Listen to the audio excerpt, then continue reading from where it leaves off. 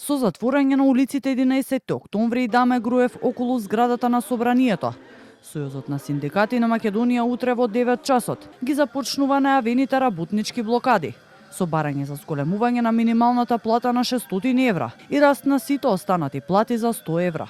Целта, како што вели председателот на синдикатот Слободан Трендафилов, е пратениците кои ги игнорираат нивните предлози први да го почувствуваат револтот на работниците и до Собранието да пристигнат пеш поминувајќи покрај нив.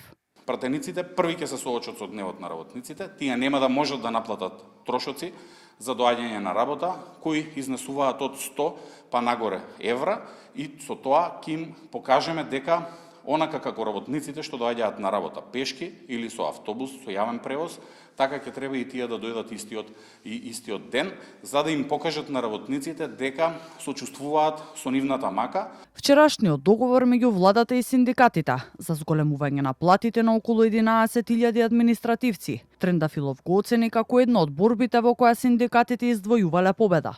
Од ССМ добиле поддршка на блокадите од синдикатот на УПОС, при што Трендафилов истакнува дека зголемувањето на минималната плата ќе значи повисоки примања за сите работници. Синдикалната борба е маратон, а не спринт, и тоа што владата вчера се фалеше со тоа што синдикатот НУПОС успеа да го земе за колешките и колегите во управата и правосудството, мислам дека е една од борбите за кои сме извојувале победа. Утре синдикатот НУПОС се разбира дека ќе биде во првите редови заедно со председателот Трпе Дејановски и ќе даваат поддршка од една причина. Основна компонента на платите во управата и правосудството е минималната плата. За вчетврток ССМ најави блокади пред Стопанската комора, додека на 17 февруари, кога се одржува седница, најавено е блокирање на пристапите кон владата.